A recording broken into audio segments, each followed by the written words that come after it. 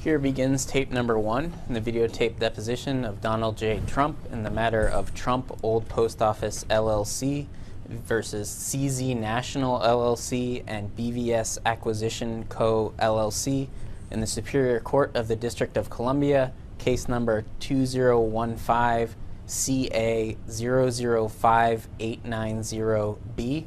Today's date is June 16th, 2016. The time on the video monitor is 9:59. The videographer today is Zach Arnson-Serrata, representing Planet Depots. This video deposition is taking place at 1200 17th Street Northwest, Washington, D.C. Would counsel please voice identify themselves and state whom they represent? Rebecca Woods, counsel for Trump Old Post Office. I also have with me Alan Garton, general counsel for the Trump Organization. Deborah Baum, counsel for the defendants, CZ National LLC and BVS Acquisition Company LLC. The court reporter today is Debbie Whitehead, representing Planet Depots. Would the reporter please swear in the witness? Can you raise your right hand? Yes, Do you swear the testimony you're about to give will be the truth, the whole truth, and nothing but the truth? I do. Thank you. Good morning, Mr. Trump, and again, thank you very much for being here. Thank you. Would you state your full name for the record, please? Donald John Trump. And I imagine you've had your deposition taken a number I of have, times. yes. So you know the drill, and I do. won't waste anyone's time going through it. Good, thank But you. do know that if you need to take a break, I'm happy to let you in. Very good, thank you. What did you do to prepare for the case today, for the deposition? I would say virtually nothing. I spoke with my counsel for a short period of time. I just arrived here and we proceeded to the deposition. Thank you. So you didn't look at any documents or No, I didn't. anything? And of course, I don't want to know what you talked about with your counsel. Let me quickly have this marked as the next deposition exhibit, which I believe is 182. And then this time remembered, sorry, to bring a copy for you, Alan.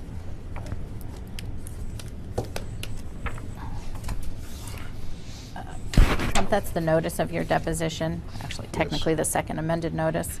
At the very last page, page 8, there is a list of documents requested. Did anyone ask you to look for documents related to this case? I believe my lawyer did, and he looked for them with my secretaries. Do you keep handwritten notes? No.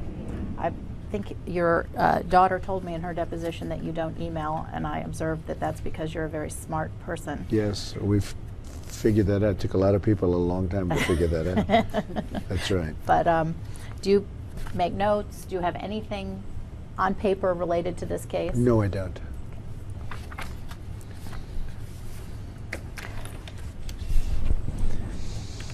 What do you know about this case? What's your understanding of this case, other than anything your lawyers told you? Well, it's a restaurant with a good name and a good reputation. And by it, do you mean Mr. Zakarian's restaurants? Yes, Or? yes. And we worked long and hard and spent a lot of money, even in legal fees, to get a lease signed. It was a very prime spot in the building. I actually think he made a mistake by not doing it, because I think he would have done well there.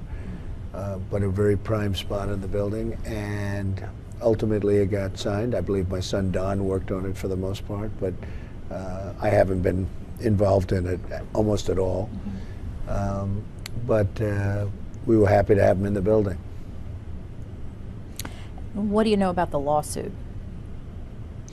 Well, I just know that they canceled the lease, I guess based on the fact I'm running for office, and they thought I made statements that were inflammatory in some form, and I don't know if they sent out a notice. I think what was maybe worse than sending out a notice, they went to the press, and essentially it became a press deal, but they tried to get out of their lease. I assume at some point they sent us a notice or whatever. I don't know. I don't think I've ever seen the notice, but I know it's been terminated anyway. They terminated the lease in their mind.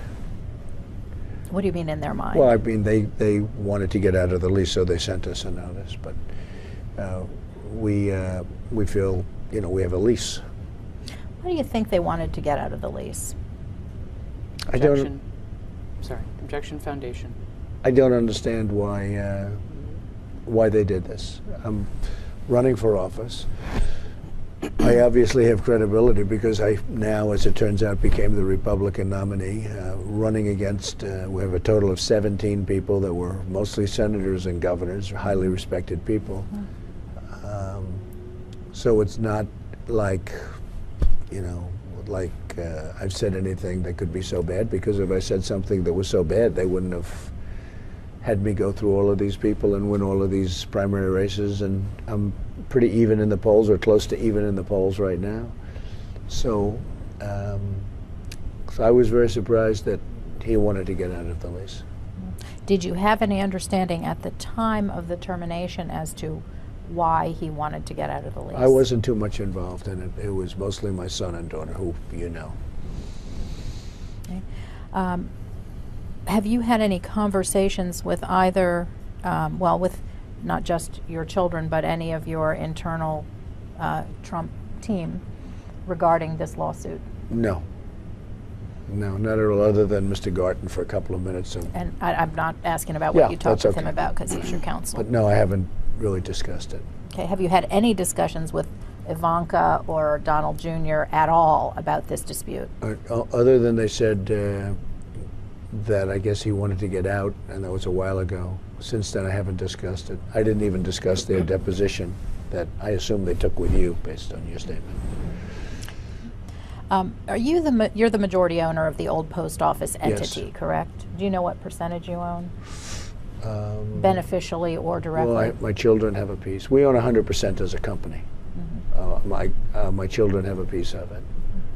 And who is? But you personally are the majority owner or yes. beneficial owner of the Yes. entity. Yes. Okay. Do you know what percentage you own? I guess it's close to 80%. Who's the decision maker for the Trump old post office entity? I would say in this case Ivanka and Don. I am ultimately, but I rely on them to make the decisions. Has that changed over time? I think as they've become older and wiser, I give them more and more decision-making ability. But they have the right to make a decision, yes. At the outset of the Trump organization's desire to pursue a lease from the GSA for this property, were you principally in charge at that point in time? My daughter mostly was involved, Ivanka. I would say more than anybody else. What's your vision for the old post office hotel project? Well, I think it's going to be a beautiful project. We're opening fairly soon. Too bad we don't have the restaurant in it. We would have liked to have had the restaurant. We think it would have been good for the hotel. But we'll be opening soon, and it'll be a luxury hotel. Hopefully one of the great hotels of the world. The building is spectacular, but the building is really spectacular, and the construction has come out very well. Has your vision for the hotel project changed over time? Not too much, other than the restaurant, actually, and the restaurants. Not too much. And when you say the restaurant, you mean the Zakarian Yes. restaurant? Yes. And there were originally going to be two restaurants, Right. one in the Cortiles Correct. Central Space, the Correct. Jose Andres restaurant, Yes. and you now have BLT, BLT, yes. and no restaurant in the northwest corner, which was No. going to be the Zakarian space. We didn't have time. I would have rather had a restaurant. We just didn't have time to do it. How would you describe the Trump brand? A luxury brand. I think it's a brand where people know we get things done. It's a very successful brand, and does well Around the world. around the world, yes. And is it fair to say that you are the person largely responsible for building that brand? Yeah. And is it fair to say that you are the individual mostly associated with that brand? Objection. Yeah, I mean, yes, and I think my children are coming more and more into it. Ivanka probably in particular, but they're coming more and more into it. Okay. Mark, next exhibit. This is 183.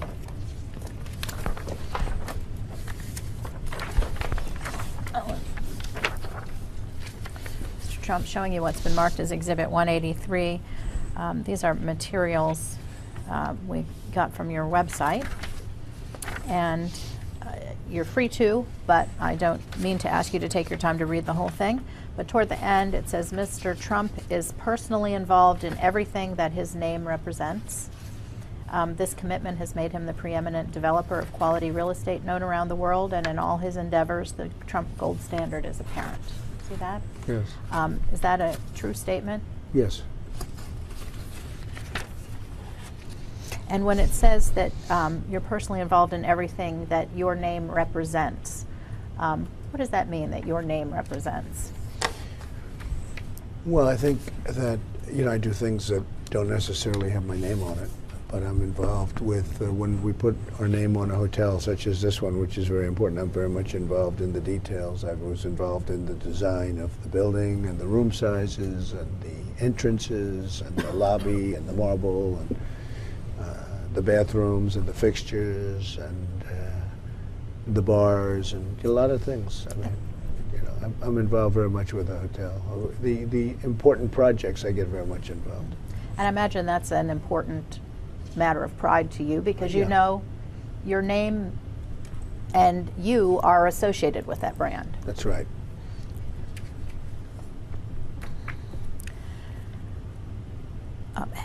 Have you put a value on the Trump brand? It's hard to value. There people put values on it, and you hear all different values. So it would be, I just wouldn't want to know. I guess Forbes, for instance, in their magazines, they say they don't value brands. Others do value brands. Coca-Cola, as an example, or Pepsi-Cola, I think they have, most of their company is the value of their brand, not the value of the trucks or plants. So I don't know, it's something that comes up on occasion, but I never know quite how to answer that question, because I think it's a very valuable brand, but I wouldn't really know how to answer the question. Have you had valuations done of the brand? I don't know. I don't think I've seen one, but I think there was one done for the company a while ago. Do you know what it was? It was over $2 billion, I believe. What do you think drives the success of your hotels? Good management and great locations and great buildings. We have great buildings, and they're in great locations, and we have very good management. What impact do you think your political campaign has had on the success of your hotels? I don't think it's had much. People have been coming to the hotels for a long time, and I mean, I could tell you one example where it's actually been very positive is in Florida, Mar-a-Lago. It's had a very positive impact. The manager told me recently, he said, boy, it's the best, it is actually the best year we've ever had at Mar-a-Lago. Mm-hmm. And I was looking at the numbers. I said, what do you attribute this to? He said, the campaign. I mean, he said that. And we've had that elsewhere. So, but overall, I'd say it's fairly steady with, it's, I don't think it's had a huge impact one way or the other. Mm-hmm. Where it has had the positive impact that you've described, what do you attribute that to? I don't know. I mean, it's just, well, this is in Palm Beach. The example I gave is in Palm Beach, and it's a pretty political place. People want to be involved maybe in the process. I don't know what it is. But I think, overall, it could even be a positive impact on the facilities as opposed to neutral. I don't know exactly. If you would ask me, I would say more positive than anything else. And do you attribute that, to the extent it has an effect, it's because people associate you with the hotels and they want to be a part of your political campaign, maybe. to the extent they're favorably disposed? Well, maybe the success of the campaign. You know, people have said there's never been anything like this. O'Reilly said the other night, I think something to the effect that this is one of the great phenomena that he's ever seen in his lifetime. You know, so I mean, it's been pretty amazing. You have 17 people, and I end up at the top of, you know, one of the two parties. So I don't know how it's going to happen from here. We'll see. I mean, we're going to know in 5 months, right? But it's been, you know, it's been a lot of wins. We've beaten a lot of people, and I think people like that. So I think it's had a. I think it'll be great for the building in question. And I think we would have really been helped if we had that extra, you know, that restaurant that we wanted to have very much. I think it would have made the building more successful. And I think he would have done well. There have been a couple of reports that have suggested that the campaign has had a pretty strong negative impact on your hotels. I'm going to ask you to just take a look at them, see if you've seen these before. Would you mark this one?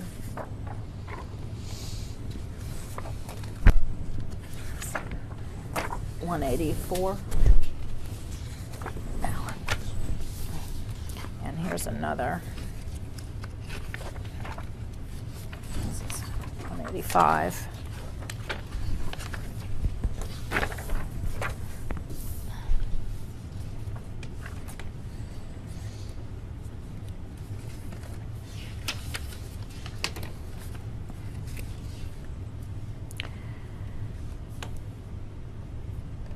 Are you familiar with the survey that's described in the Forbes article, which is marked as Exhibit 184? No, I'm not. I've never seen. I haven't seen the article. I haven't seen the survey. Okay. Has anyone talked to you about the survey, which No. apparently showed that 45% of people said they'd make a specific point of not visiting a Trump-branded hotel or golf properties over the course of the next 4 years? No, I haven't seen it. And similarly, is the answer the same with respect to Exhibit 185,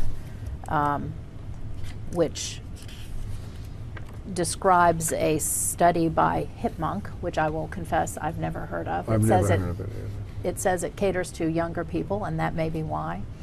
It's, Query why they published the study. pardon? Query why they published the study. Anyway. I've never seen it. Okay. This one, the Hipmunk study, says that the hotel bookings dropped more than 59% in 2016 compared to the same period in 2015. Is that accurate? No, no, it's not accurate. It's not accurate. No, I think we're doing very well. Okay. Have you had conversations with your team internally about the impact, if any, of the campaign No, on the hotels? no, I have not.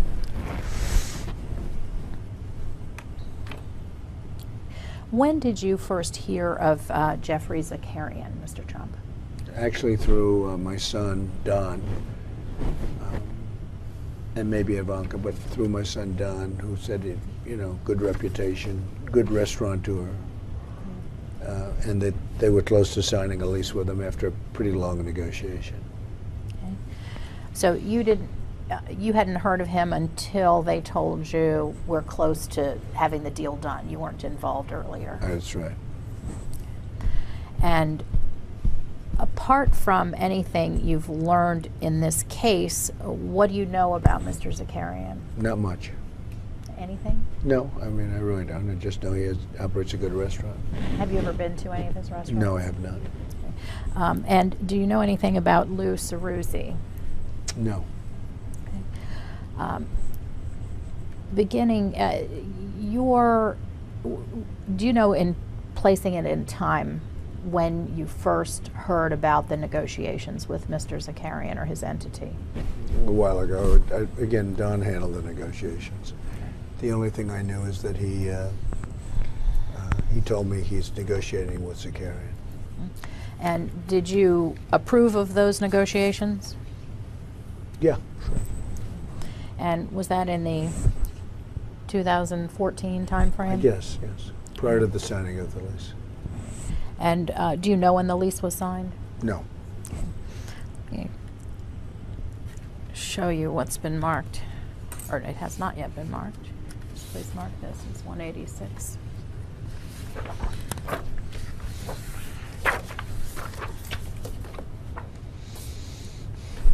Mr. Trump, Exhibit 186 is looks like a press release that was issued by your organization, the Trump Hotel Collection, Okay. in September 2013. And does your organization put out press releases like this from time to time? Yes. Okay. This one, Exhibit 186, describes at the top that you, Donald Trump Jr., Ivanka Trump, and Eric Trump unveiled the details of the plans for the development of the old post office. Okay. Do you recall putting this press release out? Well, I wouldn't have done it. This was done by probably the PR people with my children. On the second page, second paragraph, beginning construction is scheduled to begin. Right. It says construction scheduled to begin in spring 2014 with an expected completion in late 2015. Okay. Okay. Was that accurate at the time? Perhaps. Yeah. We were very much ahead of schedule. We're ahead of schedule, and we also went higher end than we even thought in terms of finishes and materials. Mm-hmm. So we were thinking about completion sometime at the end of 2015. We wanted to take a little bit more time and make it, just perfect, because we're so far ahead of schedule, Mm-hmm. which was, I think schedule was 18, actually. What do you mean by schedule was 18? Meaning, what schedule? We wanted to have it built prior to 18. We originally had, you had to be open. I think it was 18 as a specific date, and we're going to be opening in 16. Is that why I've seen things that say, for example, we're opening 2 years ahead of schedule? We're substantially ahead of schedule. Okay. At what point did you change or make the decision to change the expected completion date from the end of 2015 to late in 2016? Oh, I don't think it was a big change. We actually went more upscale. We went a little more complicated design. The finishes were better, take longer to install. We went with the highest grade of marble. It takes a little bit more time.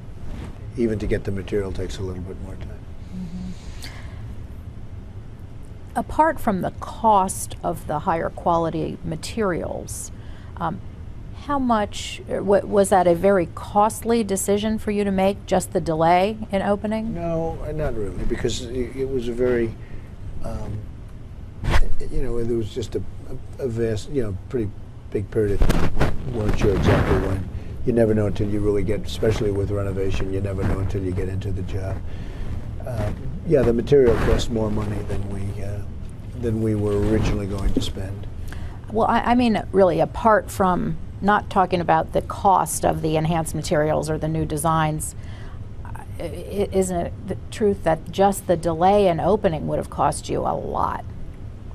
Or Well, is it the case that you had so much buffer? I never viewed 15. I always viewed we would open sometime toward the end of 16. Mm-hmm. I think much more so than 15. But So that delay didn't cost you particularly? no, we never thought of it. I always viewed it as being a 16.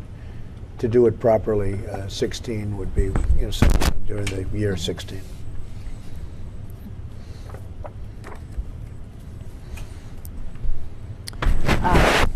So your son Donald, I think you told me a few minutes ago, told you about conversations with Mr. Zakarian, or his, if I say Mr. Zakarian, you understand that the lease is with an entity, Right.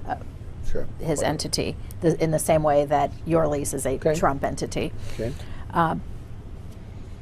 Did you have any understanding about the key business points in the lease negotiations? No, I didn't. Did they tell you how they were going? Was there any issue? No, never did. Just, we have a deal. Just we have a deal? We have a deal. They Okay. said, we just signed the lease, we have a deal with Zakarian. Okay. So they said, we just signed a lease and we have a deal? Don did. He told me when they signed the lease. I don't know when that was, but it was a while ago. But he told me we have a signed lease for the restaurant. Do you remember anything else he told you about the lease? No, not at all. Do you remember whether it had a guarantee, whether there was a letter of credit? He told me there was a letter of credit.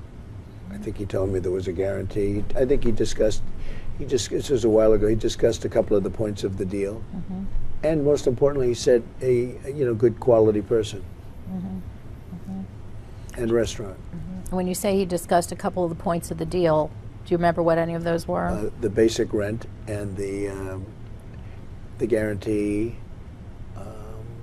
the restaurant.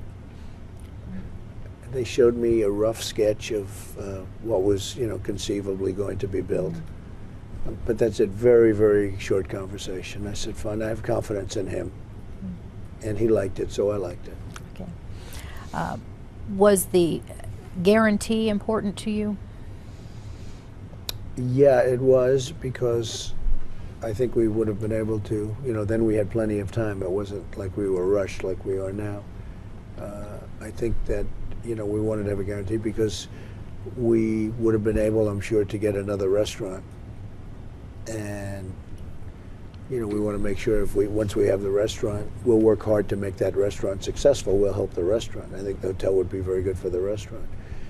But the guarantee, yeah, it's important, and it's pretty standard. I think it's it's a negotiated point, but it's pretty standard. Mm-hmm. And why is it important to you? I want to make sure, you mean the guarantee of the rent? Right. I want to make sure I get my rent. Because we're giving up a space, and you want to make sure you get the rent. And did you focus on the fact that this was a lease deal instead of a management deal? Yes, he told me it was a lease deal instead. Was that significant to you? Yes. Why? I'd rather have a lease deal. Why? It's a better deal. Why? Because they pay rent and it's assured, as opposed to a management deal, which you never know how it's going to work out. What do you mean you never know how it's going to work out? You don't. I mean, a management deal, you never know how it's going to work out. Whereas a rent, you know what your rent is. That's why the combination of a rent and a guarantee is a good deal if you can make it. I'm not trying to be difficult. I'm having trouble understanding your answer. When you say a management deal, you never know how it's going to work out. What do you mean? Well, if you do good business, that's fine. But with a management deal, if you do bad business, you don't do well. You can lose money. With rent, you just get your rent automatically every month. It's much simpler. With restaurants, you never know how you're going to do. Honestly, you never know. That's true. Okay. All right.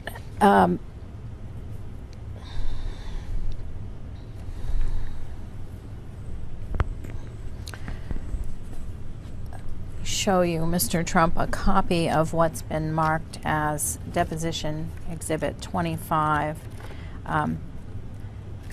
Counsel, this is the copy of the lease that I think that you used in Jeffrey Zakarian's deposition. It's Exhibit 25, and it's the Trump documents that were produced. We noticed that there are some duplicate pages in it for some reason. I think the court reporter may have to make it look bigger. Yeah. It was very impressive. It does look bigger, but it looks like it's a big lease. So I'm going to apologize in advance, Mr. Trump, for showing you. But I think they said they took some of the extra pages out, but there may be some duplicate pages in there. Here you go. Thank you. And I have extra copies here. So this is Exhibit 25. If you look at my understanding, the reason I was puzzled by your answer earlier about your son telling you the lease had been signed, my understanding is that you signed this lease. And if you look at page... Well, that's true. He asked me, yeah. Okay. Yeah, well, I believe I signed the lease. Okay. But he came in and said, we're signing the lease. So he said, I'll change we're it. signing it. Because I think I signed it. Okay. I'll tell you in a It's second. Topo 001968. Take a look there.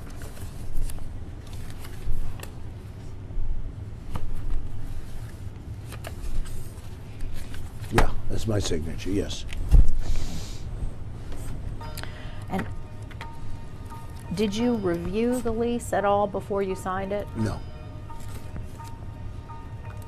So did you have any understanding when you signed the lease as to what your rights were relative to getting damages against the tenant in the event of a default by the tenant? No, when I signed the lease, my son said we have the lease, so I signed the lease. But really, they knew it much better than I did. I wasn't involved in the lease. I signed it, but I wasn't involved in it. And how many leases like this have you reviewed in your career?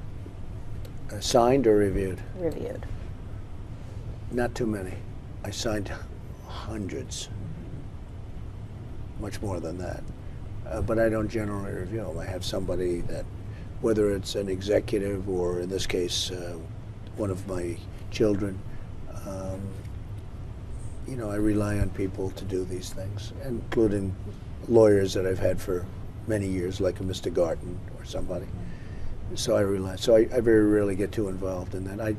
I will sometimes get involved in the rent, what the rent should be, and maybe if there's a guarantee or not a guarantee, which is a major event. But for the most part, I'm not involved in the details of the lease. So I take it that, for example, if you would turn to page 1933.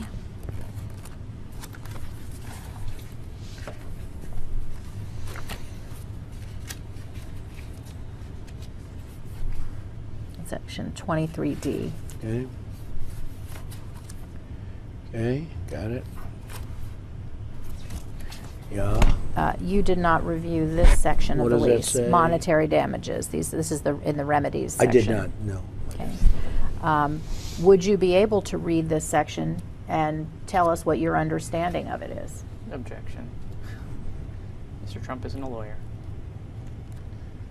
I mean, do you want me to read it?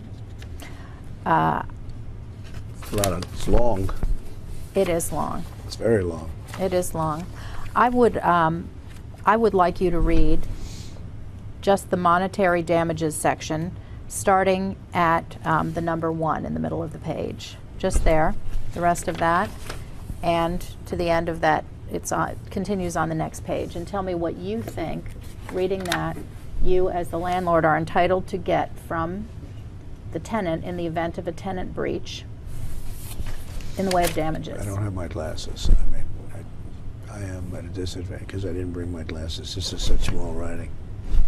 All right, well, well, if the witness can't actually physically read the language, I that's a mean, problem. it's very but small writing.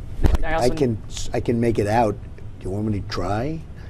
Well, we can have, Let's you know just what do it. we can do? We can have a bigger copy made of these pages. Let and me we'll try. come Let me back to just do it. All right, I have to place on the record a hearty objection.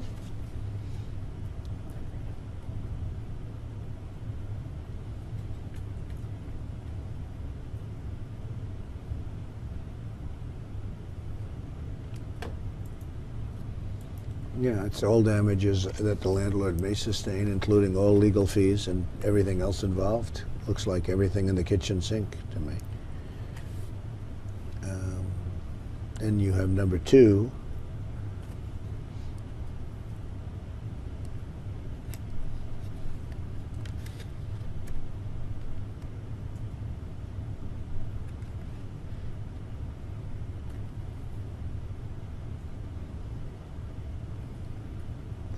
To value the positive difference with the aggregate amount of the base rent and the additional rent.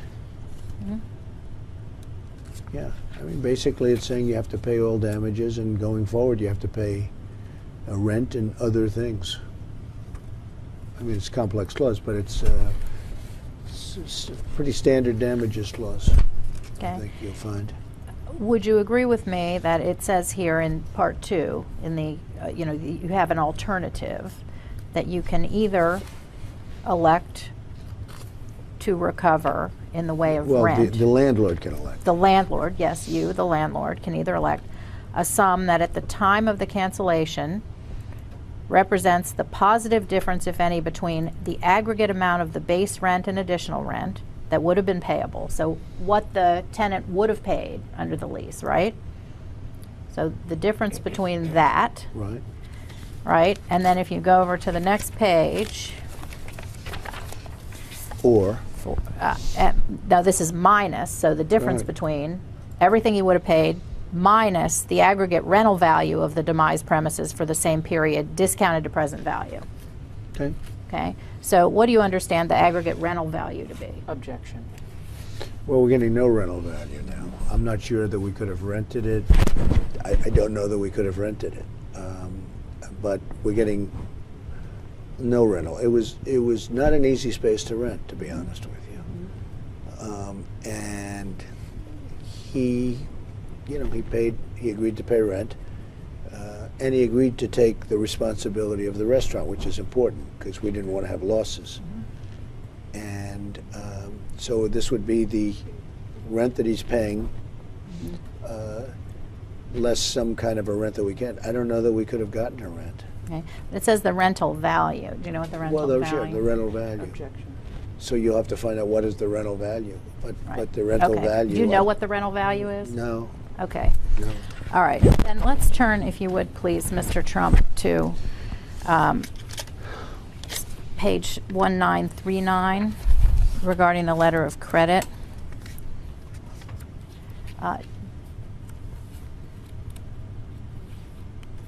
Just a quick question on that one. Okay. I won't make Okay, you read I it. got it. Thank you. Did you ever read this section of the lease No. on the security deposit guarantee letter of credit? No, I didn't. Okay.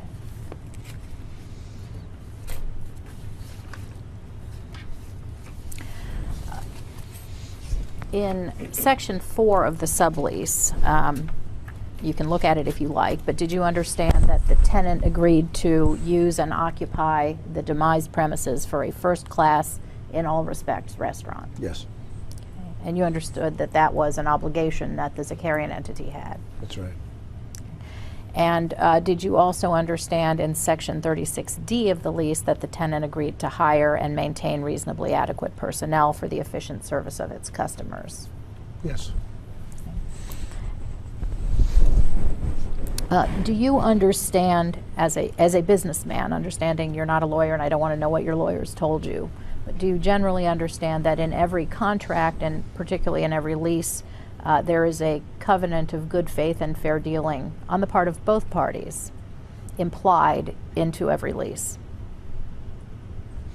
I don't know how you define that. I mean, I just don't know. I just know we have a lease that said you're going to occupy a premises. We took it off the market. We thought we had a deal. We had a deal for quite some time. And, I mean, he just didn't live up to his deal.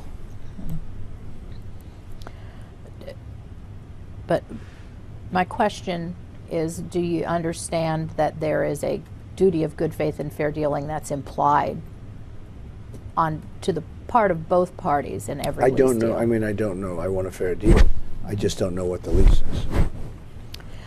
Do you agree generally that regardless of what's specifically written in the lease, you as the owner can't then interfere with the tenant's right and duty to do what he's required and entitled to do under the lease, which is operate and profit from a successful restaurant? I just don't know what the lease says. It's a very big lease. I don't know what the lease says. Yeah. Well, my question, sir, respectfully, was that apart from what the lease says, whatever the lease says, do you understand that you can't then go and just interfere in some way with the tenant's right and obligation to open and profit from a successful restaurant? Objection calls for a legal opinion. I just don't know. I mean, we're not interfering. We didn't interfere. We gave him the premises. He chose not to take the premises, and so I mean, I haven't interfered with him. As a business person, do you understand that you could, well, strike that. Is it your understanding as a business person that you could go and announce outside Mr. Zakarian's restaurant that he's a terrible chef? Objection. I think I could do that, actually. I mean, you know, if he, let's say he was doing a bad job, let's say he opened a restaurant, he wasn't doing a good job, and somebody asked me, I think I could probably say I didn't like his restaurant. That doesn't mean I'm right or wrong, but I could probably say that, and he could counter me, but he'd still be paying his rent, and still be serving, and still would have control over the premises. Do you think that you could go stand outside his restaurant and say, you'll get food poisoning if you eat here, don't eat here? Objection. Probably could say that, but I wouldn't say that, but I probably could say that. And when you say you could say that, you could say it without violating any duties under the lease. I don't know what the lease Objection. Calls says. for a legal opinion. Also calls for speculation. I just don't know what the lease says. But You if know, it, once you have a lease, you know, when you have a lease, you have a lease, and I just don't know what the lease says as to that. I will tell you, the lease doesn't specifically say you can't go stand outside and say you can't eat here. And the lease doesn't say you can't do any of these things. So just assuming the lease doesn't specifically address it, is it your testimony that you could say, stand outside his restaurant saying don't eat here? You as the owner. Well, Same over the years, I've seen many, many landlord-tenant disputes, and I've seen horrible things said both ways. But the tenant is never released from paying his rent. I've seen unbelievable disputes where people are fighting like cats and dogs, and the tenant keeps paying the rent. Well, the question is, though, could you stand outside his restaurant with a sign saying, do not eat here? Speculation. Legal conclusion. I just don't know. I really don't know. I guess I could. If, you know, he's got to pay his rent, and he would have to challenge me or go to court to have the sign removed. Normally what would happen in a case like that is you would be hired, you'd go to court to get the sign removed. But you think you would be within your rights to do it, as far as the lease is concerned, and your obligations as a landlord? Well, I think he'd have to pay his rent, yeah, and he could go to court and have me take down the sign. Okay. Do you think that you, under the, in terms of your obligations as the owner of the property, do you think that you could put out statements saying that Mr. Zakarian is a racist? Objection.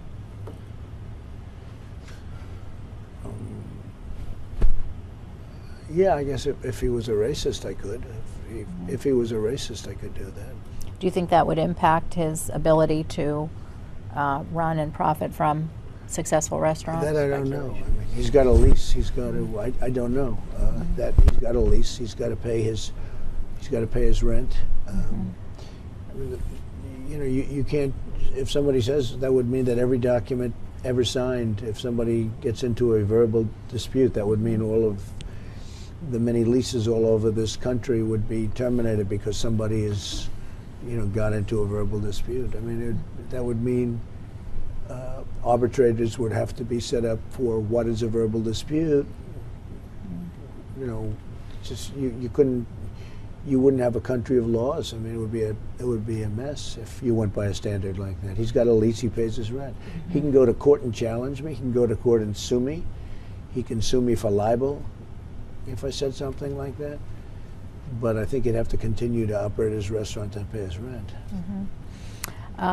Similarly, would your answer be the same with respect to assuming that you stood outside his restaurant and said that Mr. Zakarian was anti-Hispanic?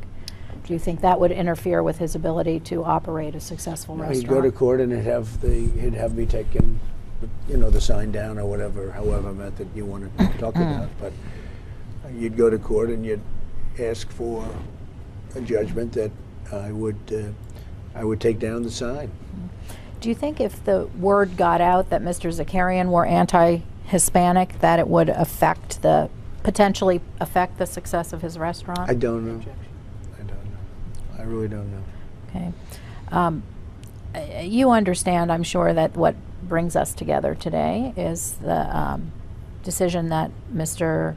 Zakarian and his entity made in the wake of the comments that you made when you announced your candidacy for president in June of 2016. Okay. And we have the transcript of what was said, but I don't think we need to go through all of it, but specifically focusing on the comments about Mexicans and immigrants and making comments about Mexicans bringing Illegal immigrants, yes, illegal. Okay. And I Which is a understand. very big topic in this country. And which is a topic that, you know, has led to my nomination in a major party in the country. So it's not a very out there topic. With respect to the speech that you made, and specifically the focus on Mexicans and immigrants, did you write the statement in advance? Was it written? No, And did you plan in advance what you were going to say? yes, Okay. Did you talk to other people about it? no. Did you give any thoughts to the effect that your statement relative to Mexicans and immigrants would have on tenants in your current or future projects? No, no, I didn't. I didn't at all. You believe your comments have been misinterpreted by the media, correct? Perhaps so. Yeah, I think the media is very dishonest. But all I'm doing is bringing up a situation which is very real about illegal immigration. And I think, you know, most people think I'm right. And would you agree that you've taken the position that the media has misinterpreted your comments and liberal groups have misinterpreted your comments? Well, I don't know. Some have misinterpreted them, some haven't. I mean, so the voters, I don't think, have. I got more votes than anybody in the history of the Republican Party primaries by a lot. And, you know, that's pretty mainstream when you think about it. You have definitely tapped into something. Something, right? It's possible that I'll help him as opposed to hurt him. Help who? If he had the restaurant, it would be helped as opposed to hurt. Why do you think that? Because you just said it. I mean, I've tapped into something, and I've tapped into illegal immigration. I've tapped into other things also. But, you know, when you get more votes than anybody in the history of the party by far, more than Ronald Reagan, more than Richard Nixon, more than Dwight D. Eisenhower, who won the Second World War, you know, that's pretty mainstream when you think about it. There have been a number of businesses that have terminated their relationships with you in the wake of particularly the comments regarding Mexicans and immigrants, correct? Well, there was no extension. Macy's was an example. No extension. I'm not even sure we had to deal with Macy's, but we ceased that relationship, yes.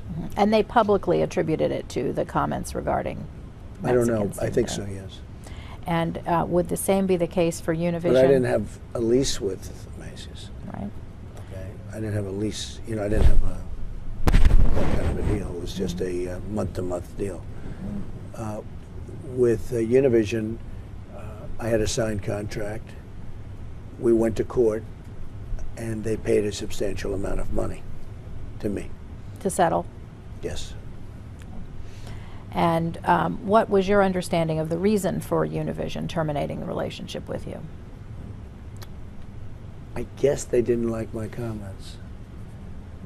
I think they made a mistake. I think they feel they might have made a mistake, but you'll have to ask them. But I guess they didn't like my comments. And is the same the case with NBC? Well, NBC wanted to renew me on The Apprentice, but I told them I can't do it. But they did, you know, the Miss Universe was not nearly as important to them. But NBC, that all worked out very well. I don't know exactly what their reasoning was, but I can tell you they wanted to renew me very badly on The Apprentice. But it was you who said not doing that. I couldn't do it because I was doing this. There are only so many hours in the day. Well, you also have the equal time provisions. In other words, Right, yeah. I'm Got not it. allowed, essentially I'm not allowed to do Got a it. show Right. and run for office. Free advertising. Which is, I think, unfair, but it's one of those things. And also, it is a time thing, but but you do actually have a legal reason as to why you can't do it. You would have to give every other candidate equal time, meaning 2 hours of primetime television. And I have a feeling they wouldn't like that.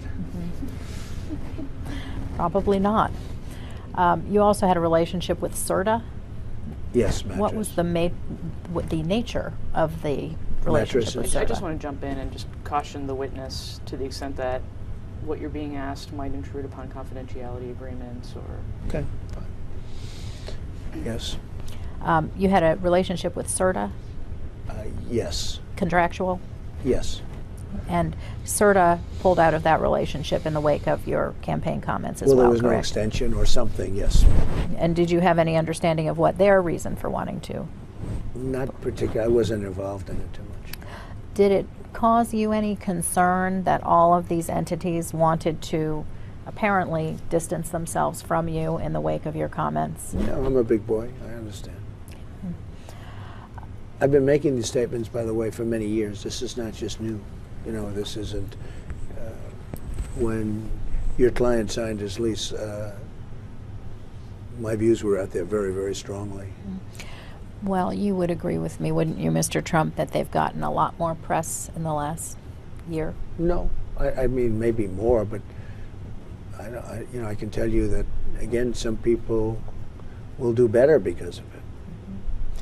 And maybe some people won't. I can't answer that, but some people will do better. But I've been very strong on these. I've been very consistent. I've been very strong on the things that I said for years. Debbie, will we have a moment to take a quick... I would be grateful. Okay, great. Thank you. Back on the record, the time is 11:03. Unless there be any confusion, we're calling this deposition for the moment confidential, as we did with the others. Understood. I think we have an agreement that for the initially, they're all confidential until we, in the course Agree of time, otherwise. Okay, thank you. make our designations, which I assume will be more limited. But Mr. Trump, you understand you're still under oath. Yes. I want to go back to your testimony earlier when I asked you a series of questions about could you stand outside the restaurant and with a sign saying don't eat here, could you say Mr. Zakarian's a racist or anti-Hispanic?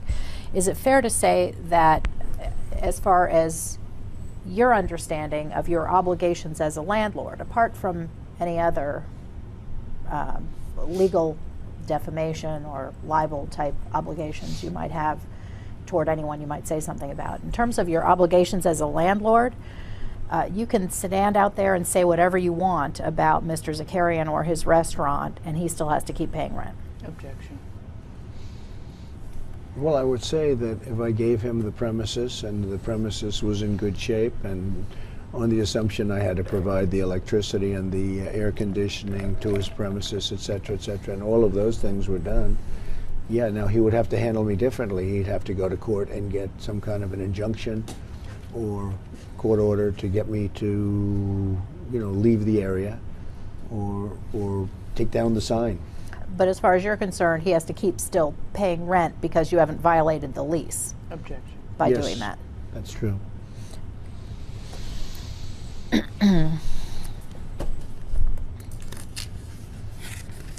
is the next one, 187.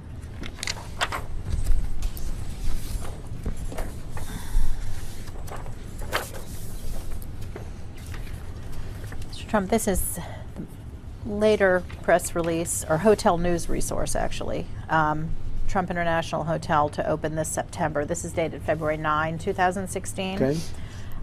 This article says, and it looks like this was put out by Trump, is that correct? Could be, yes. It says Trump International Hotel, Washington, D.C. will open in September 2016, 2 years ahead of schedule. Right? Is that correct? Yes, it is. And we talked a little bit about this earlier, but when you say schedule here, what is that a reference to? I believe it's the reference to the agreement we have with General Services that we had to have it open by a certain time. And We're a couple of years ahead of schedule. And that certain time you believe is sometime in 2018? I think so. Well, I'd like to check it, but I think so. Okay.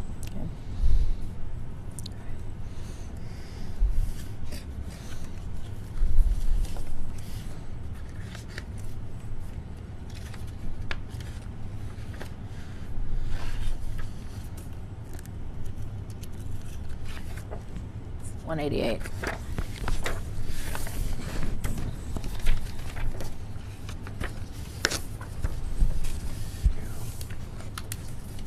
Trump Exhibit 188 is an article from, I know it's not your favorite media outlet, the Washington No, Post.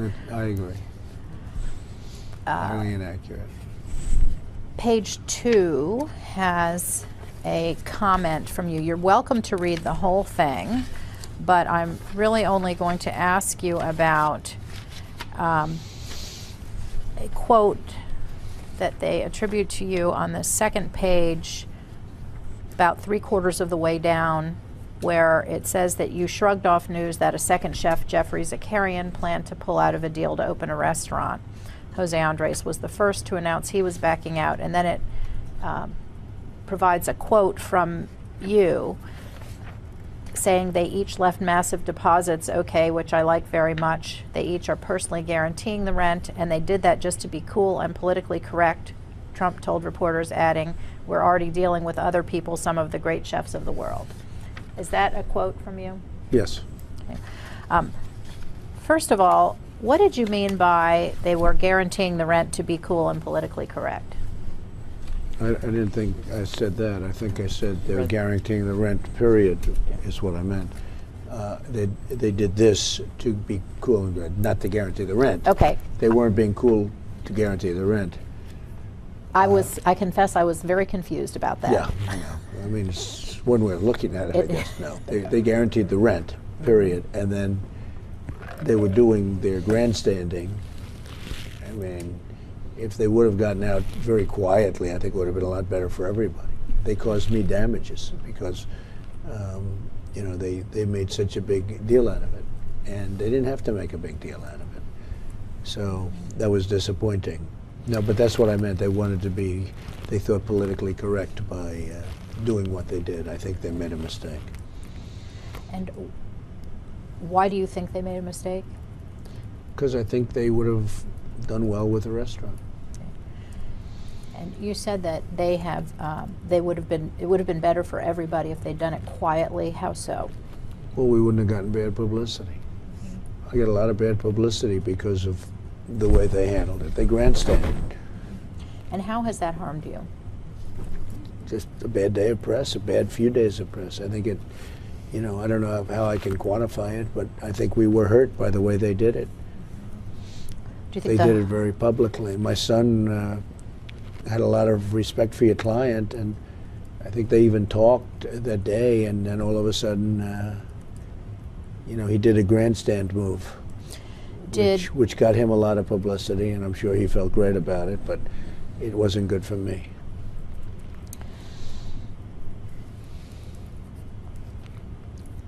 At the time, in the time period between when you first announced your candidacy in June, middle of June 2016, which I think it was in June. 16. June 16. June 16. June 16, so a year ago. 16, today. 16, exactly today. Exactly This today. is the one they did a big story today in the New York Times. It's your anniversary. It's 1 year anniversary. It's a big Yeah. story in the Times today. Oh, good. Not a horrible story. That's actually very nice. It's a pretty good story. Yeah. I'm not used to that. Okay. Okay. So in the time period between when you announced on June 16, 2015, and when Mr. Andres and Mr. Zakarian's entities pulled out of their leases with the Trump organization, Did anyone have any conversations with you about, along the lines of, look, if you retract these statements, look, if you can clarify, modify, make it clear that you didn't mean what people are saying you meant, maybe we can salvage these deals? I don't think so. No, I don't think so. I mean, you'd have to ask my children, but I don't think so. Did you have conversations with Ivanka in which she urged you to issue a clarifying statement? No, not that I remember at all.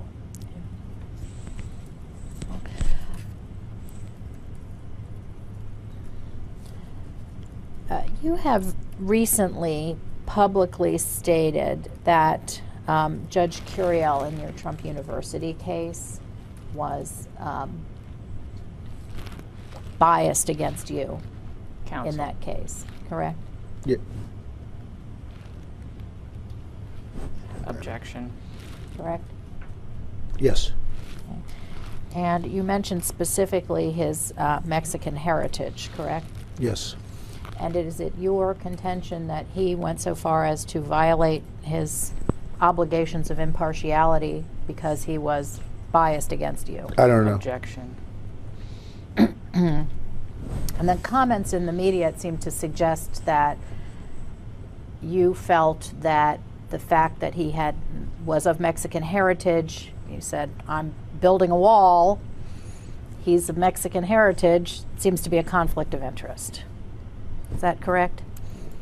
Well, I guess he doesn't feel it is. We'll see. I'll let you know about it. I think I've been treated very unfairly, but we'll see what happens. What did you mean by that it's a conflict of interest? Objection. Hold on a second. Counsel, can you draw the line for me on what this line of questioning has to do with this case? Well, I think it's quite relevant To to what? the whole concept here in this case relates to how Hispanics and others are perceiving those comments, and I want to understand what Mr. Trump views. But that's not your line of questioning. You're Well, not asking those questions about what he understands Hispanic. First of all, I don't think that's at all relevant. But you're asking him about his opinions, and you're trolling for something that, frankly, might eventually be leaked to the media. So I'd ask counsel. I know you have broad leeway here, but please be mindful I am very mindful. and bring these questions into a relevancy zone. I think this is relevant to this case. We have no intention. We haven't leaked anything to the media. We have no intention You know of as well leaking as I anything do, this to the media. transcript eventually may well be public. Why don't you ask a couple more questions, and if I have concerns, we're going to take a break, and I'm going to consult with counsel. Okay. Mr. Trump, well, I just want to understand why you think that your comments would cause a Latino or a person of Mexican heritage to potentially be biased against you. With respect to what? With respect to anything. I think in many cases they like me because what I'm doing is for the people that are in the country legally, and I'm starting to see that in polls. If Hispanics are in the country legally, many of them are liking what I say, including people from Mexico and other places, that if they're in the country legally, they're liking it. And they're liking what I'm saying about bringing back jobs to the United States, because we need jobs. We don't have jobs.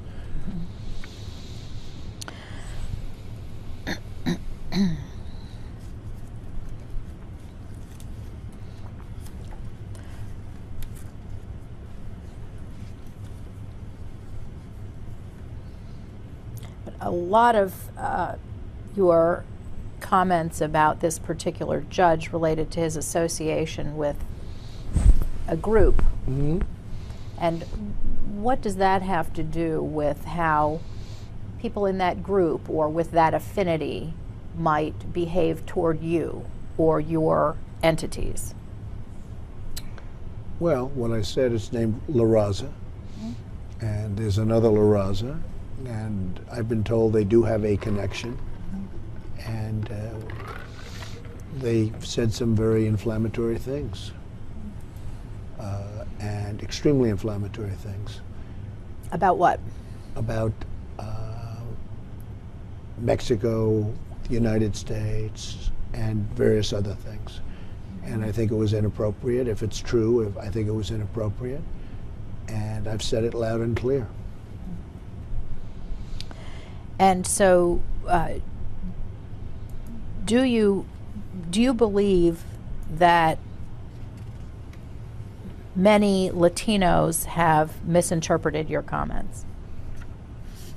I don't know. I can't speak for other people. I can just say what my comments were. I'm fighting to keep jobs out of Mexico. I'm fighting to have Mexico not take our businesses away from us. Mexico is taking our businesses like we're children. Our leadership is not smart. We're losing millions of jobs to Mexico. We're losing billions of dollars to Mexico. And I'm fighting very hard for the United States. And that's what I'm referring to. Do you think that Judge Curiel would patronize a Trump property? I don't know. You'd have to ask him. Have you done any analysis, you or anyone on your staff done any analysis to see if Latinos are less frequent patrons of Trump properties since your campaign announcement? No. Do you think that some Hispanic patrons would be less likely to patronize a restaurant in your hotel due to what you've described as misperception or mischaracterization of your comments? Well, your clients is on the outside, first of all. I mean, it's, really fronts on the outside of the building. I don't know. I think you'll get additional business, actually. I think you'll actually get additional business. Why? Because it's a hot hotel. And we're doing very well. Our bookings are very good. I mean, our booking's good, but I think it would have been much better. I think we would have been better had we had your client. You think what would have been better? I think the hotel would have. I think it would have been great for the hotel, and I think it would have been great for your client. Mm-hmm. When you say you think he would have gotten additional business, additional compared to what? Maybe compared to where he would have been without. Without what? Without, as you say, my running for office. I think my running for office potentially would have helped him, as opposed to hurt him.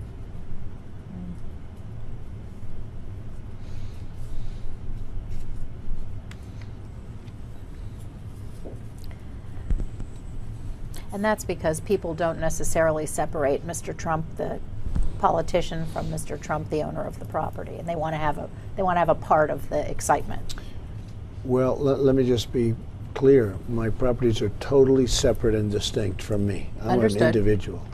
That's a company. It's a corporation. So my properties Understood that from a corporate are totally separate. I think in many respects, beyond even corporate legal. It's totally separate from me as an individual.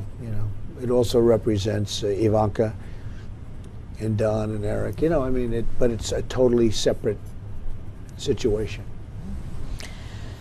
Do you think that there are some Hispanic patrons who would be less likely to patronize any restaurant in any of your hotels or any of your properties? It is always possible. I just don't know. I mean, I don't know how to answer that question. It's possible, but likewise, there could be some people that will come because of whatever it is, because of a candidate.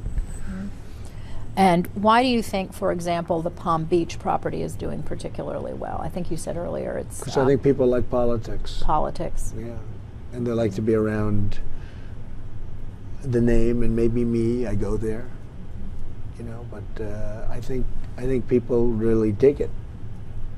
Would you agree that the demographics in Washington, D.C. are decidedly different from the demographics in Palm Beach? Well, at the high end, they may be very, very similar. You're talking about political, you're talking about a lot of wealth. So at the high end, I think they're probably similar. Across the board, though, you would agree, wouldn't you? Yes, I would say quite certainly different. across the board. Okay. Do you believe that there are some number of liberal patrons, politically liberal people, media people, liberal people, who would make it a point not to patronize Trump properties in the wake of your campaign? Well, like in your case, in your restaurant, if he did a great restaurant, I think for the most part, they want to go to the restaurant. They're not thinking about that. They want to go to a great restaurant.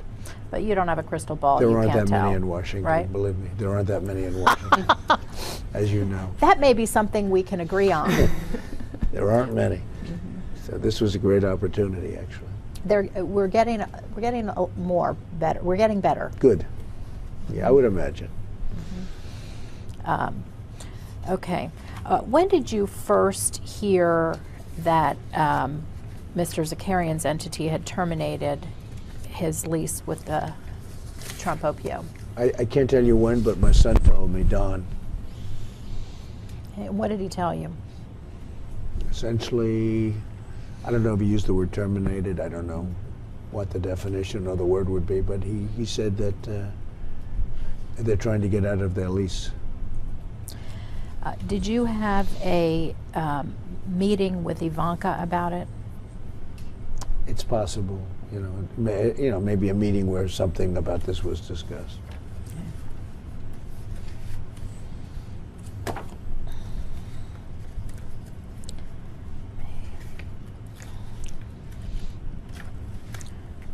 Mark this. Did you see all those I put down and didn't use? I'm impressed. Thank you. Oh, thank you. It's the psychology of I rewarding was a hoping. witness. I was hoping when you did that. I was hoping. And would you mark? This is the next one, please. This is, what are we up to? Yes. Oh, no, I'm sorry. You're already has a sticker on it. Okay. This is previously marked as 162. We're saving time all over the place. That's okay. Okay, Exhibit 162, it was previously marked, is a Business Insider report titled "Donald Trump just released an epic statement raging against Mexican immigrants and disease." Would you agree that this is an example of this one? this one, 162? Okay. Wait, did I I don't give have- you the wrong one? No, he's got it. He's got it. I have this one. Yep. Okay. Is that it? Yeah. Yeah, where is it? It's the Yeah. lack of the glasses, I think. Yep. Yeah, where is it? Oh, I'm You're sorry. fine. You know what? Just let her No, ask the I question. read the, It's 162. it's Exhibit 162. Yeah. Okay. Jeffrey Zakarian pulls out of Trump Hotel project. Okay. Yes. Okay. On the second page, this document says, we know Jeffrey Zakarian very well. This is the Trump team sent out a statement in response. The bottom of the second page. So, did you read and approve that statement before it was issued?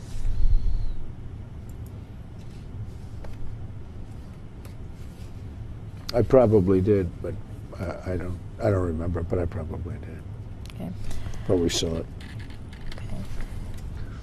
It says here, Zakarian is using the distortions by the media of Mr. Trump's comments. Do you see that? Yeah. And do you agree that your comments were distorted by the media? Yes. In a big way? Yeah. I think the media is very dishonest. I say it all the time. I think they're among the most dishonest human beings I've ever met. No, but I say that all the time. Right, but I mean, in this instance, you believe there was a big deal made of this by the media. Yeah, I think it was distorted, yes. And you describe it, or the Trump organization describes it as an opportunistic attempt to renege on clear and unequivocal obligations under his lease. Do you see that? Yeah. What about this was opportunistic? What was your understanding that he was trying to do to benefit himself? He may have found out that the restaurant was going to be much more expensive to open than he thought because he started to get into it. He may have found out that maybe he just didn't think the business would be as good. I don't know. There are a lot of reasons you want to get out of leases. I've had people come to me 2 days after they sign a lease wanting to get out of it. Do you think it's possible that he genuinely thought that your comments would make it more difficult for him to hire staff and attract patrons? Objection. Go ahead. Yes, I can see. Perhaps it is. Okay. But he has a lease. He signed. And I've been saying these things for years. I've been very consistent. I've been saying them from before he signed the lease.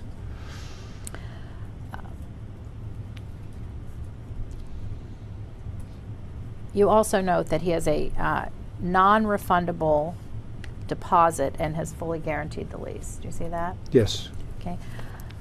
Do you know whether that's true, that he had put up a non-refundable deposit? I believe it's true, yes. And at the end of the statement, it says this will have no effect on the completion and success of the project. Do you see that? Yes. Is that a true statement? I'll tell you in about 5 years. I just don't know. I mean, I think it would have been very helpful to have the restaurant there. And I know you say, I'll tell you in about 5 years. What do you mean by that? Well, I have to see how the hotel does. Because you don't have a crystal ball and you don't know how it's going to do. I don't know. I don't know. I think it'll be good, but you never know. You never know.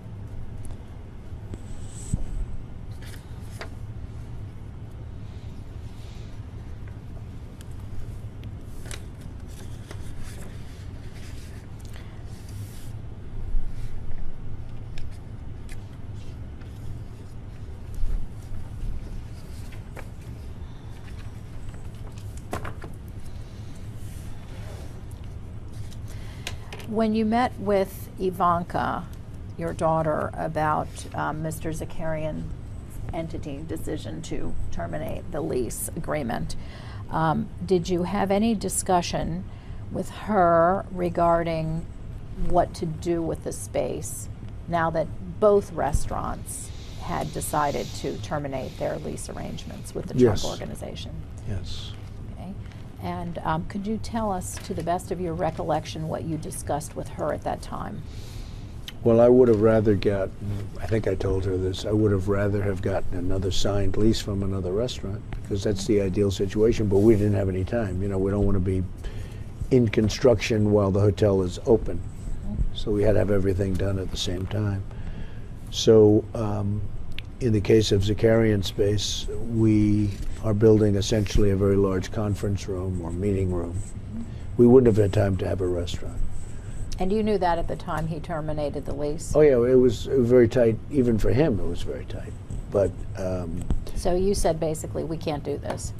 no, and we had to have the space finished. I didn't want to be building, 2 years into the project after everything opens and be building a space. I wanted to get it completed. So we decided on a ballroom conference room, which we could start on right away.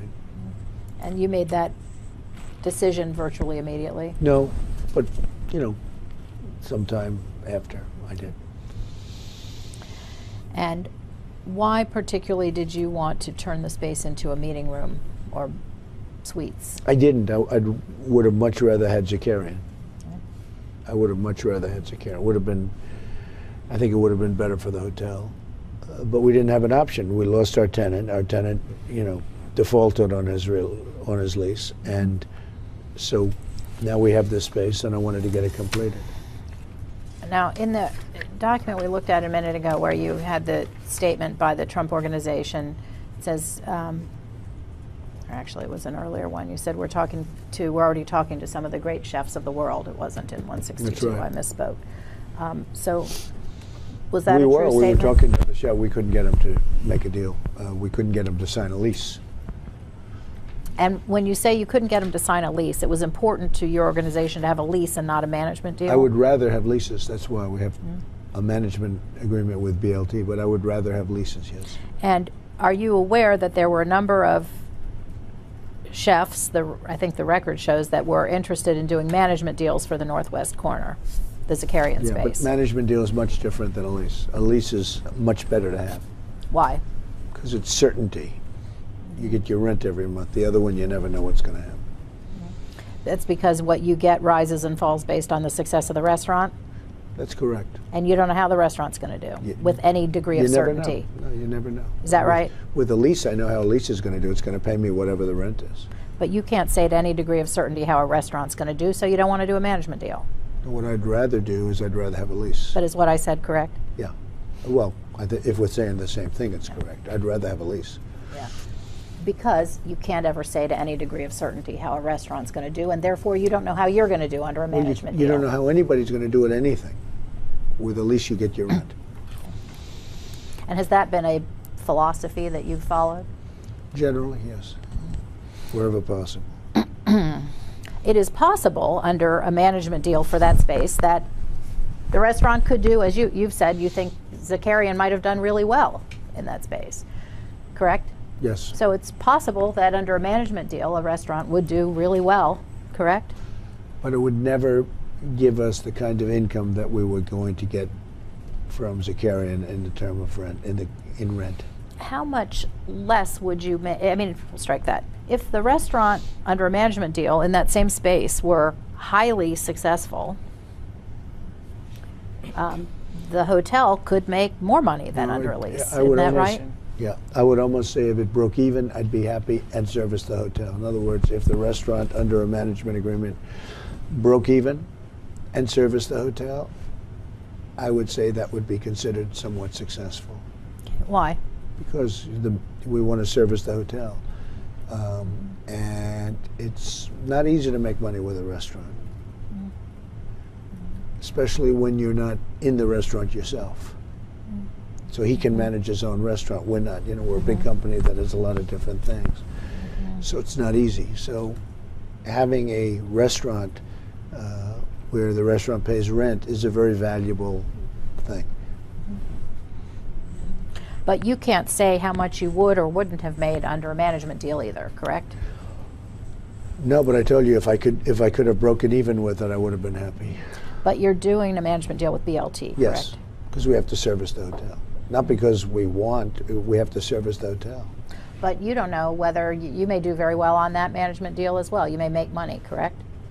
I may, but again, if I broke even, I'd be happy. Okay.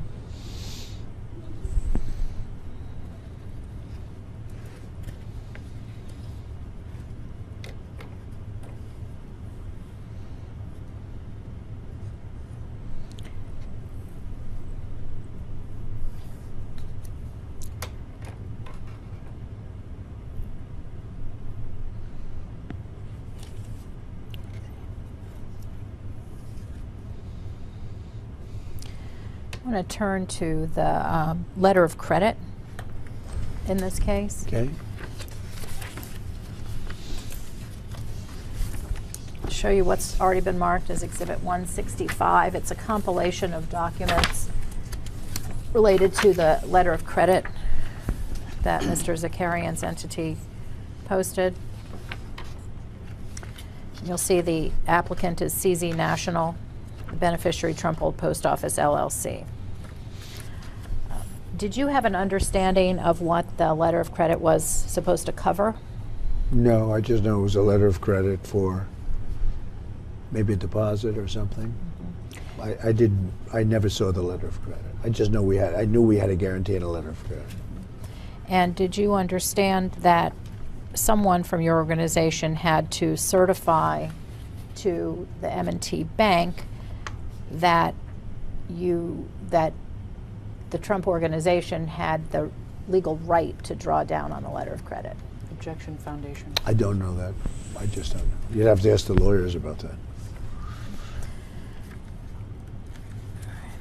I'd like you to turn, please, Mr. Trump, to looks like it's the 4th page in terms of pieces of paper in this document. It says it's a statement. There. Keep going, Mr. Trump. Okay. It's the one with the signature. It's the one that says statement Yeah, at the there are top. two. There's a site draft and a statement. Okay, got it. Got it? I have site You draft. have Which site one do you draft. want? Here's double sign. Oh, okay. Got it. You're okay. Okay, I got them both. Okay. You see that statement Yes. to the M&T Bank Yes. stating tenant is in default of the sublease beyond the applicable notice and cure period, and landlord is entitled to draw under the letter of credit pursuant to the terms, if any, of this sublease. Correct. Is that your signature? Yes. And is it your signature on the site draft on the prior page? Yes. Okay. Prior to signing this statement, or strike that, what was your understanding at the time in 2015, July of 2015, as to how this process worked for drawing down on a letter of credit? I mean, I had no understanding. I know a letter of credit is a very powerful instrument, and I've never had a problem with a letter of credit before. What do you mean? Never had a problem. When you submit a letter of credit, when you tell a bank somebody's violated an agreement, they pay. You know, it's a very strong document. It's a very strong concept. And very, very seldom is a letter of credit challenged because they're almost unchallengeable.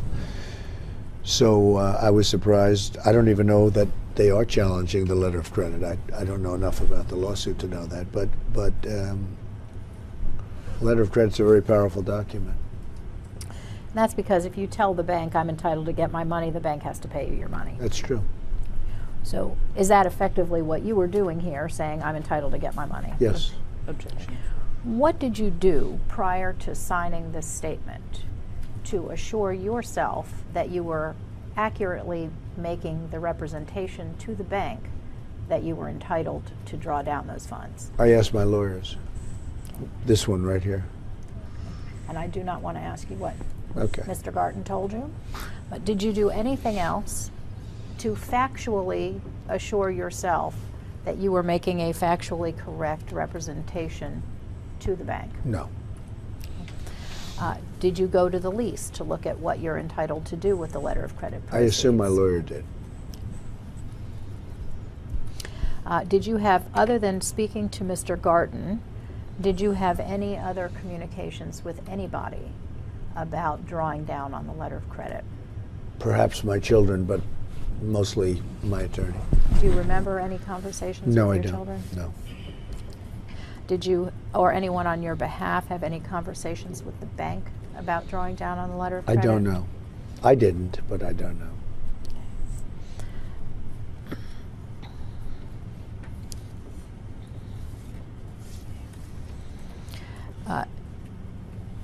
Do you know, as of the time that you signed this statement, did you know what your damages were relative to the termination of the No, lease? it wasn't something that I was doing. Okay. And at the time you signed this certification, you understand, don't you, that the CZ national obligation to pay rent hadn't even begun to accrue yet? I don't understand anything. I frankly was just given this by my attorneys. They said this is proper. Yeah. Okay. Right, yeah. Yeah. Don't want to ask you what your I attorney relied told on you. my attorneys, okay, to put it differently. Okay. Good. Now she's at me. Okay. Were you privy to any discussions regarding a decision to file suit in this case? Yes, I was. And who were those discussions with? I think it was mostly my children, Don, Ivanka, and Alan Garten. And who made the decision to file suit? Maybe as a group. No. At the time you made the decision, is it fair to say you didn't know the extent of your damages? I would say yes, yeah. I think I'm just about done. If we could take a 5-minute break, Okay. I'll consult with my colleagues who are a lot smarter than I am, and they'll be able to tell me what I've screwed up Fine. here Okay. and what questions I forgot to ask you. You didn't screw up anything. Thank you Going very off much. the record, the time is 11:40. Oh, we Back on the record, the time is 11:53. Okay, Mr. Trump, just briefly, did you personally have any conversations with any other chefs or restaurateurs regarding either of the restaurant spaces in the old post office? Yes. Who?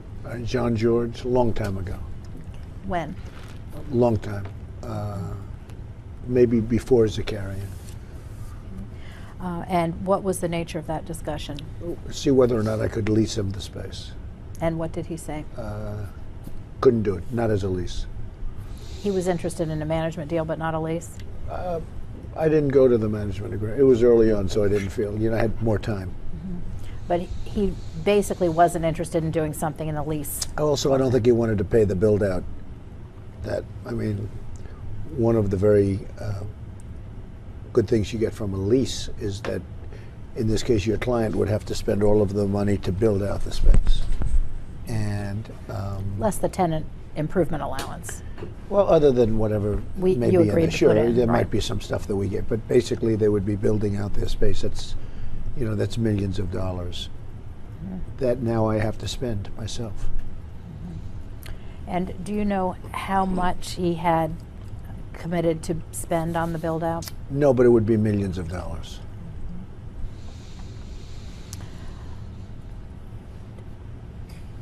You also testified earlier today that, to the extent that you think the hotel is going to do very well and perhaps even get a bump up because of your campaign, you don't know how much of a bump it's going to get because of the campaign, correct? No, I don't. I think we can probably all agree you don't have a crystal ball, and Right. neither do I.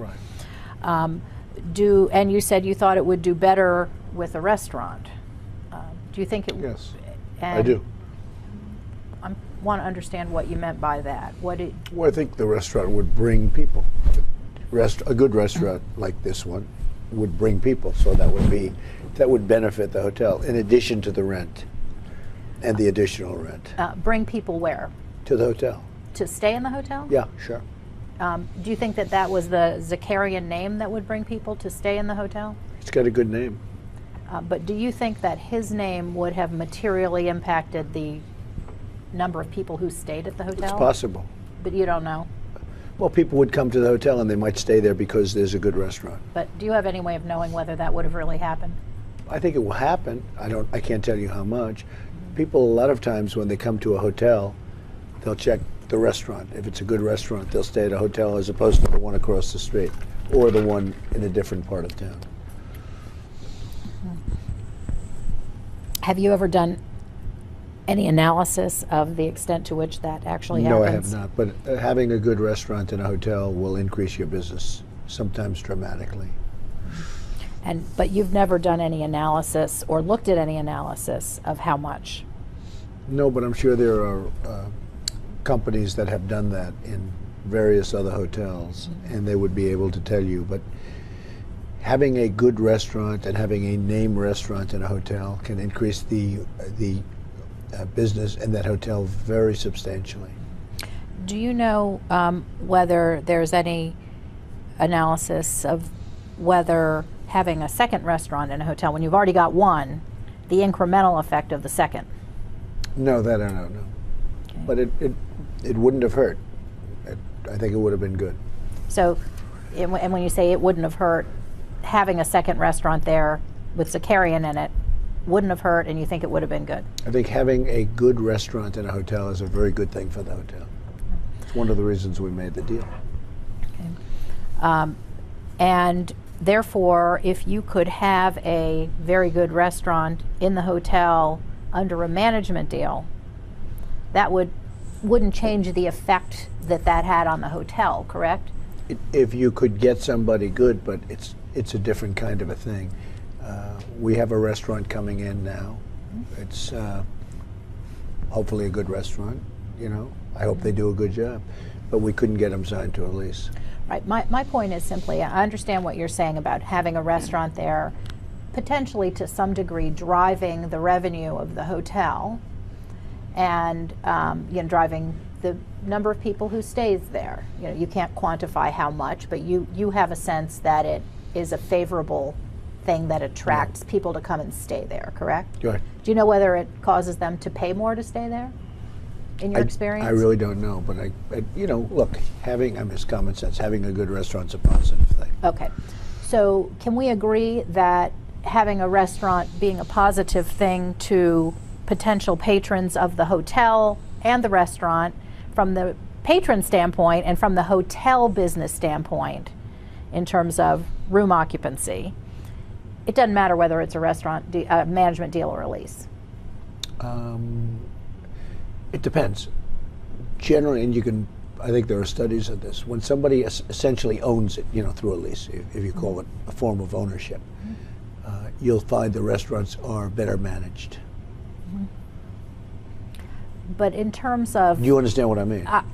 I understand what you're saying, but... When they're responsible to pay rent, when they're responsible for all of those things, including payroll, et cetera, when you have a lease, they are responsible for that bottom line. And it's not this big, massive company that will have too many employees and maybe the service won't be as good. A lot of different things. When you're responsible, when you have a lease to pay, in the case of Zakarian, you know what the number is. Oftentimes you'll find that that's a better run restaurant. It's like ownership. It's a better run restaurant than if you have a management agreement. They've got skin in the game. Yeah. Okay. So I don't think I asked my question very well.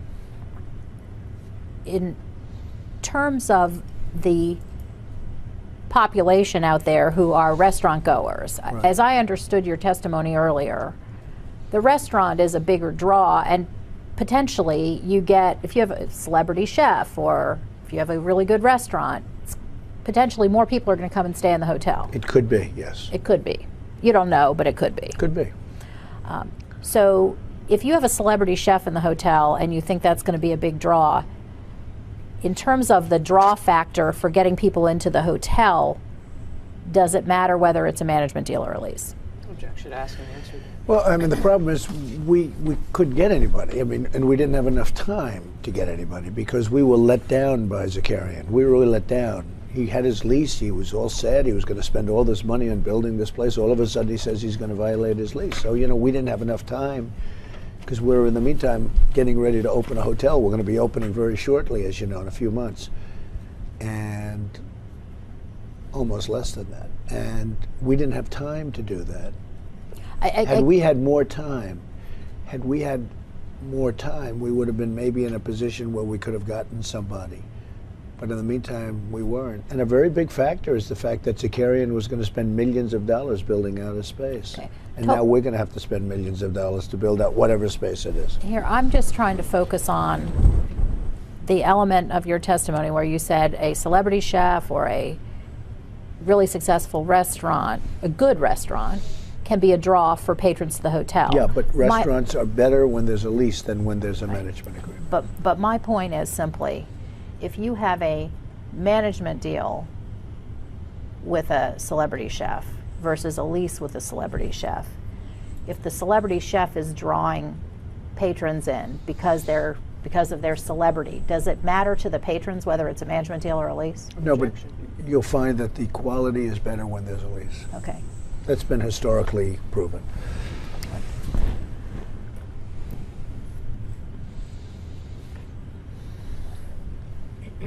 You testified earlier today, Mr. Trump, that with respect to why it's good to have a lease, that you're going to get your rent. That's Right. what you're going to get.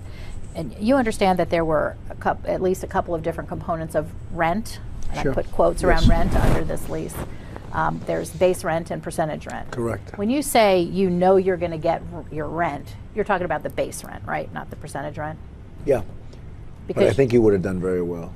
I think he would have made a lot of percentage rent. I think he was going to do very well with this restaurant. People were talking about it. I think he would have paid a lot of percentage rent.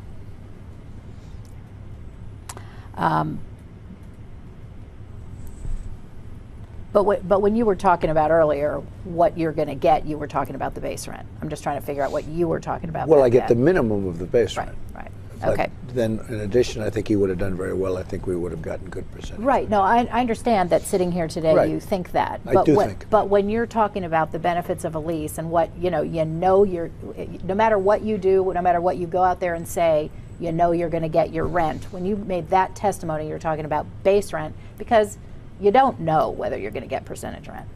Look, I will say this. We know we're going to get the one. I think he's going to do very well, but you can certainly never tell what's going to happen. Right. Okay. Anything else? don't have any Okay. further Thank you. questions. Thank you very much. Thank you very much for coming.